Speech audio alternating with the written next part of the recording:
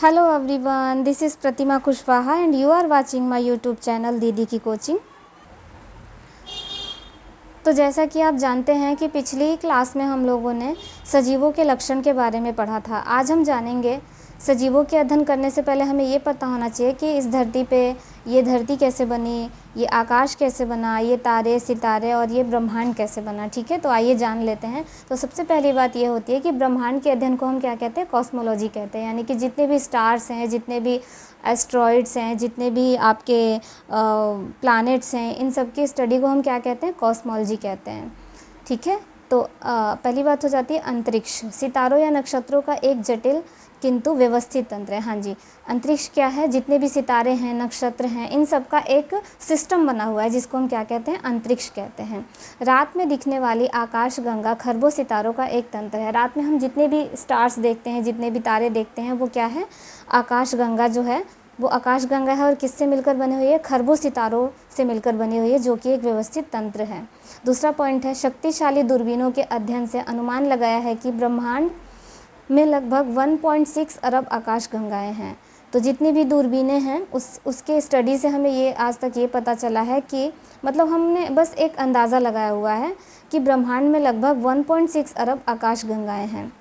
हमारी आकाश गंगा में एक और सूर्य के चारों ओर चक्कर काटने वाले 9 सितारों का समूह हमारा सौर परिवार है। हाँ जी, तो हमारा सौर परिवार जिसमें हमारी पृथ्वी एग्जिस्ट करती है वो क्या है, हमारी आकाश गंगा में सूर्य के चारों ओर चक्कर काटते हैं। जितने भी प्लैनेट है वो क्या करते हैं, सूर्य के चारों ओर चक्कर काटते हैं। इन सितारों को ग्रह कहते हैं। कौन कौन से ग्रह हैं, बुध, शुक्र, पृथ्वी, मंगल, बृहस्पति, शनि, अरुण, वरुण एवं यम। चंद्रमा ग्रह नहीं है, चंद्रमा एक उपग्रह है। क्यों, क्योंकि ये चंद्रमा पृथ्वी से टूटकर बना हुआ एक उपग्रह है। क्योंकि ये उपग्रह क्या होते हैं, जो ग्रह के चक्कर लगाते हैं वो उपग्रह कहलाते हैं, और जो सूर्य के चक्कर लगाते हैं वो ग्रह कहलाते हैं। ठीक है, नेक्स्ट पॉइंट आ जाता है हमारा पदार्थ, ब्रह्मांड की उत्पत्ति यानी कि अंतरिक्ष का उद्विकास। ठीक है, तो इतने बड़े ब्रह्मांड की उत्पत्ति एकदम से तो नहीं हुई होगी, तो सबसे पहले कोई छोटी चीज़ आई होगी, है ना। तो ब्रह्मांड पदार्थ एवं ऊर्जा से बना हुआ है ना। तो ऊर्जा के सिद्धांत में हम लोगों ने पढ़ा है ना कि ऊर्जा को ना तो बनाया जा सकता है और ना ही नष्ट किया जा सकता है। तो इस ब्रह्मांड में ना एक निश्चित ऊर्जा विद्यमान है। ठीक है, तो ब्रह्मांड किससे बना हुआ है, एक तो पदार्थ से बना हुआ है। ठीक है, तो पदार्थ का एकदम बेसिक क्या होता है, मॉलिक्यूल, एटम्स होते हैं। ठीक है, और उसमें क्या होती है, ऊर्जा होती है। तो इन दो चीज़ों से मिलकर बेसिकली हमारा ब्रह्मांड बना हुआ है। इसकी आयु लगभग 13.7 अरब वर्ष आंकी गई है।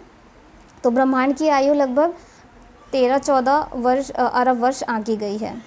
वैज्ञानिकों के अनुसार इसकी उत्पत्ति इलेम नामक पदार्थ से हुई है। तो मैंने कहा था ना कि एकदम से बड़ा ब्रह्मांड तो नहीं बना होगा, तो इसकी उत्पत्ति एक छोटे से पदार्थ से हुई है जिसका नाम इलेम रख लिया था वैज्ञानिकों ने। ठीक है, यह एक अत्यधिक तप्त, विशाल और गैसीय बादल था। इलेम जो था वो क्या था, एक गर्म, विशाल और गैसों का बादल था, जिसमें क्या था, न्यूट्रॉन, प्रोटॉन एवं इलेक्ट्रॉन की तरह ही कण और प्रतिकण थे। जैसा कि हम अभी प्रेजेंट में क्या करते हैं, हम जब एटम्स की स्टडी करते हैं तो हमने देखा है ना उसमें कि बीच में क्या होता है, बीच में आपके प्रोटॉन होते हैं, न्यूट्रॉन होते हैं, और उसके बाहर की कक्षाओं में क्या करते हैं, इलेक्ट्रॉन चक्कर लगा रहे होते हैं। तो जैसे प्रोटॉन पे प्लस का चार्ज होता है और इलेक्ट्रॉन पे माइनस का चार्ज होता है ना, उसी तरह से इन्होंने अंदाज़ा लगाया कि उस इलिम नामक पदार्थ में भी ना न्यूट्रॉन, प्रोटॉन और इलेक्ट्रॉन की तरह ही कण और प्रतिकण रहे होंगे। ठीक है, अब इस बात को जो थ्योरी इन्होंने दी है उसमें कुछ विख्यात वैज्ञानिकों के नाम हैं, जैसे लेमेत्र, गैमो, डिक। इन्होंने ये क्या थे, ये विख्यात अंतरिक्ष वैज्ञानिक थे जिन्होंने ये थ्योरी दी थी। इस थ्योरी को हम क्या कहते हैं, बिग बैंग परिकल्पना या बिग बैंग हाइपोथेसिस कहते हैं। ठीक है, तो आगे पढ़ते हैं हम। इनके अनुसार इस बादल में कणों एवं प्रतिकणों के टकराव के कारण भयंकर विस्फोट हुआ, जिसमें वर्तमान के हाइड्रोजन बने, है ना। तो ये जो बादल हमने पीछे पढ़ा ना कि एक गैसों का बादल था स्टार्टिंग में, है ना, उसमें क्या थे, कण और प्रतिकण थे। तो ये कण और प्रतिकण जब आपस में प्रतिकर्षण के कारण इनका टकराव हुआ, तो उस टकराव के फलस्वरूप क्या हुआ, एक बहुत बड़ा विस्फोट हुआ, जिसके फलस्वरूप क्या बना, हाइड्रोजन परमाणु बने। मतलब ये अंदाज़ा लगाया जा रहा है कि हाँ ठीक है, ऐसे हुआ होगा। इसी से अंतरिक्ष के उद्विकास की प्रक्रिया शुरू हुई। यही बादल बाद में फैल गया और अनेक पिंडों में बट गया। तो ये जो बादल था ये आपका, ये क्या हो गया, ये ये विस्फोट हुआ, विस्फोट के फलस्वरूप क्या हुआ, कुछ पिंडों में टूट गया और यही पिंड बाद में क्या कहलाएंगे। आगे बढ़ जाते हैं। प्रत्येक पिंड से एक आकाश गंगा बनी और इसके छोटे छोटे चमकते पिंडों से बने सितारे। तो प्रत्येक जो पिंड टूटा था उससे क्या बन गई, आकाश गंगाएं बन गई और इस आकाश गंगा में छोटे छोटे से जो कण थे वो क्या बन गए, सितारे बन गए। ठीक है। 2 हाइड्रोजन परमाणुओं के बंध जाने से हीलियम का एक परमाणु बना। तो जैसा कि आप जानते हैं कि 2 हाइड्रोजन परमाणु जब आपस में जुड़ जाते हैं तो क्या हो जाता है, हीलियम का एक परमाणु बन जाता है, राइट। फिर हीलियम के साथ एक एक करके हाइड्रोजन परमाणुओं के जुड़ने से अन्य तत्व बन जाते हैं। मतलब अंदाज़ा लगाया जा रहा है ये इस थ्योरी के माध्यम से कि हाँ ऐसे हुआ होगा, ऐसे हुआ होगा। और आगे जाके कुछ वैज्ञानिकों ने अपने कुछ प्रयोगों के द्वारा ये सिद्ध भी किया था कि हाँ कुछ हद तक पृथ्वी इसी प्रकार से बनी होगी। ठीक है। आगे बढ़ते हैं। मतलब 17वीं शताब्दी में कांट और लाप्लास जैसे कुछ वैज्ञानिकों ने अपने एक और अलग सा मत रखा। मतलब इस बिग बैंग थ्योरी से काफ़ी मिलता जुलता था लेकिन थोड़ा अलग था। सौर परिवार का उद्गम हमारी आकाश गंगा के एक अत्यधिक तप्त, चपटे एवं घूर्णीय गैसीय पिंड से लगभग 4.6 से 5 अरब वर्ष पूर्व हुआ है। इनके अनुसार सौर परिवार का उद्गम किससे हुआ है। अब बात तो वही वाली आ गई ना कि आकाश गंगा एक किससे बनी हुई है, तप्त, चपटे एवं घूर्णी, इन्होंने चपटा बता दिया, घूर्णी गैसीय पिंड से बनी हुई है जिसकी उम्र कितनी है, 4.6 से 5 अरब वर्ष है। इस बादल में वर्तमान पदार्थ के अनेक स्वतंत्र परमाणु थे। वही वाली बात आ गई, उन्होंने कहा था कि हाइड्रोजन से हीलियम इस तरह से चीज़ें बनी थी और ये भी कह रहे हैं कि जो वर्तमान पदार्थ हमारी पृथ्वी पर पाया जाता है उसके स्वतंत्र परमाणु उसमें उपस्थित रहे होंगे। ठीक है। पहले संघनित होकर इस बादल ने सूर्य बनाया, फिर सूर्य से टूट टूट कर अलग हुए पिंडों से विभिन्न ग्रहों का निर्माण हुआ। तो इन्होंने भी वही वाली बात कही कि इस बादल ने क्या बनाया, सबसे पहले सूर्य बनाया। और आज भी आपको पता ही होगा कि सूर्य क्या है, हमारा गैसों का गोला है एक, है ना, जिस पे हाइड्रोजन और हीलियम बेसिकली पाया जाता है। आज भी सूर्य क्या है, गैस का गोला ही है। और पिछली वाली बात में भी ये लोग यही कह रहे हैं कि हाँ गैस का गोला से ही बना था और इसी सूर्य से फिर टूट टूट कर क्या हुआ था, कुछ पिंड अलग हुए थे जिससे किसका निर्माण हुआ, हमारे ग्रहों का निर्माण हुआ।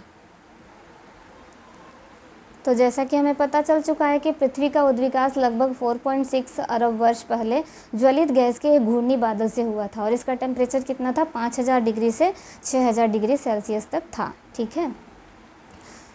अब हम बात करते हैं, हमने ये जान लिया कि ब्रह्मांड की उत्पत्ति कैसे हुई, पृथ्वी की उत्पत्ति कैसे हुई और जितने भी ग्रह हैं, जितने भी उपग्रह हैं, ये कैसे, इनका मतलब जो विकास हुआ वो कैसे हुआ। अब हम पढ़ेंगे कि पृथ्वी पर जीवन की उत्पत्ति कैसे हुई। अच्छा, अभी तक पृथ्वी पर ही तो जीवन है और किसी ग्रह पर तो अभी नहीं पाया गया है जीवन। हाँ, संभावना जताई जा रही है कि शायद मंगल ग्रह पे जीवन हो सकता है, पॉसिबल है शायद। ठीक है। तो सबसे पहले हम ये जान लेते हैं कि जीवन की उत्पत्ति पृथ्वी पर कैसे हुई। तो इसके लिए भी वैज्ञानिकों ने अपने कई मत दिए थे। तो जीवन की उत्पत्ति के संदर्भ में वैज्ञानिकों एवं दार्शनिकों ने अनेक मत दिए जिसमें से 4 प्रमुख हैं। ठीक है। तो 4 प्रमुख है, उसमें से सबसे पहली बात मैं यहाँ पे बताने जा रही हूँ। इसको कहते हैं स्वतः उत्पादन या अजीवात मत, थ्योरी ऑफ स्पॉन्टेनियस जनरेशन और अबायोजेनेसिस। इसको अबायोजेनेसिस कहते हैं। इनके मतलब बेसिकली मैं पहले आपको बता देती हूँ कि इसमें होता क्या है ना, कि इसमें वैज्ञानिकों का कहना था कि इस धरती पर जो भी जीव आते हैं ना, सबसे पहली बात तो वो अपने आप ही आ जाते हैं। ठीक है। तो कैसे बात आई है सामने, सबसे पुराना मत है। सबसे पहला पॉइंट तो ये है कि ये सबसे पुराना मत है। वैज्ञानिकों ने जो अपने दिमाग में सोचा, जो समझा, मतलब लोगों को बता दिया, तो पहले लोग इसी को मानते थे। जब तक किसी प्रयोग द्वारा सिद्ध नहीं कर देते तब तक वही वाली बात मानी जाती थी।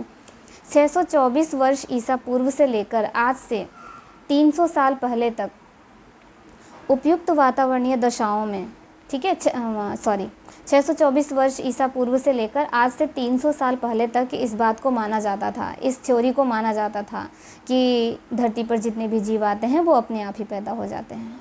ठीक है। उपयुक्त वातावरणीय दशाओं में, अब इनका क्या कहना था कि जब वातावरणीय दशाएं इनके लिए उपयुक्त हो जाती हैं, है ना, इनके लिए कंफर्टेबल हो जाती हैं, मतलब तब निर्जीव पदार्थ से जीवों की उत्पत्ति होती है। इनके कहने का मतलब ये है कि जितने भी हमारे जो नॉन लिविंग मैटर होते हैं उसी से हमारे जीवों का निर्माण होता है। ठीक है। निर्जीव पदार्थ से जीवों की उत्पत्ति स्वतः ही हो जाती है। इनका कहना था कि अपने आप ही हो जाती है, उसमें कोई भी लिविंग फैक्टर काम नहीं करता।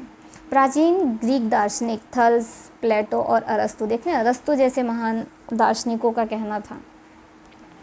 इनका कहना था कि तालाब के कीचड़ से मेंढक, मछलियों और कछुओं और सांपों का निर्माण हो जाता है। सोचिए आप, खाद, मांस, कूड़े, गोबर, ओस की बूंद से कीड़े मकोड़े का निर्माण हो जाता है, पसीने से चीलर का निर्माण हो जाता है। मतलब ये क्या कहना चाहते थे कि तालाब के कीचड़ में आपके जो मेंढक होते हैं वो तालाब के कीचड़ में बन सकते हैं, मछलियाँ आपके तालाब के कीचड़ से बन सकती हैं, कछुए जो हैं और सांप जो हैं, मतलब इन्होंने जहाँ इनको देखा, इनके कहने का मतलब ये था कि ये वहीं की गंदगी से बने हुए हैं। खाद, मांस, कूड़े, गोबर से और ओस की बूंद से कीड़े मकोड़े बन जाते हैं, पसीने से चीलर बन जाते हैं। ठीक है, अब भी लोगों का मानना है कि गंदे बालों में जुएँ आ जाती हैं। ठीक है, तो आपका इसके बारे में क्या मानना है, प्लीज़ कमेंट सेक्शन में ज़रूर बताइएगा। गोबर से मक्खियाँ बन जाती हैं और गधे के मूत्र से बिच्छू बन जाते हैं। ये था हमारे 17वीं शताब्दी के दार्शनिकों का कहना। ठीक है, आगे बढ़ते हैं। वॉन हेलमोंट 1642, इन्होंने तो एक प्रयोग कर डाला। अंधेरे स्थान पर गेहूं में पसीने से भीगी गंदी कमीज रखी और 21 दिनों में पता नहीं वहाँ से कहाँ से चूहा निकला। तो इन्होंने बताया कि चूहों की उत्पत्ति 21 दिन में हो जाती है। कैसे हो जाती है कि अंधेरे कमरे में अगर आप गेहूं में पसीने से भीगी गंदी कमीज को दबा देते हैं तो वो दावा करते हैं कि 21 दिनों में चूहे की उत्पत्ति वहाँ हो जाती है। जब बड़े बड़े जंतुओं को जनन करते देखा, अब ये सारी थ्योरी देने के बाद अरस्तु जैसे महान दार्शनिकों ने बड़े बड़े जंतुओं को जब जनन करते देखा, तब उन्होंने अपनी थ्योरी में कुछ बदलाव किए और उसके बाद उन्होंने क्या कहा, एक बार स्वतः उत्पादन से बने जीव स्वयं जनन द्वारा अपने ही जैसे जीवों को उत्पन्न कर देते हैं, है ना। इनके कहने का मतलब ये था कि एक बार स्वतः, मतलब इनके कहने का ये मतलब था कि पहली बार जो जीव आता है ना, वो अजैविक पदार्थ से ही आता है। एक बार तो वो स्वतः ही आता है, फिर बाद में क्या करते हैं, वो जनन करके प्रजनन के प्रोसेस से क्या करते हैं, अपने जैसे नए जीवों को उत्पन्न करते हैं। लेकिन नए जीवों की उत्पत्ति, जो नई किस्में होती हैं, निर्जीव पदार्थ से ही अपने आप बनती हैं। ठीक है, तो उनका क्या कहना था कि जो नए जीव आते हैं इस धरती पर ना, पहली प्रजाति जो आती है वो निर्जीव पदार्थ से ही आती है। और इस बात को ना 17वीं सदी के अंत तक माना गया। ठीक है, तो आगे की क्लास में हम लोग पढ़ेंगे कि जीवन की उत्पत्ति के लिए जो दूसरा मत था वो क्या था। ठीक है, आज के लिए इतना ही। Thank you so much. अगर वीडियो पसंद आए तो प्लीज़ लाइक कीजिएगा, सब्सक्राइब कीजिएगा और शेयर कीजिएगा।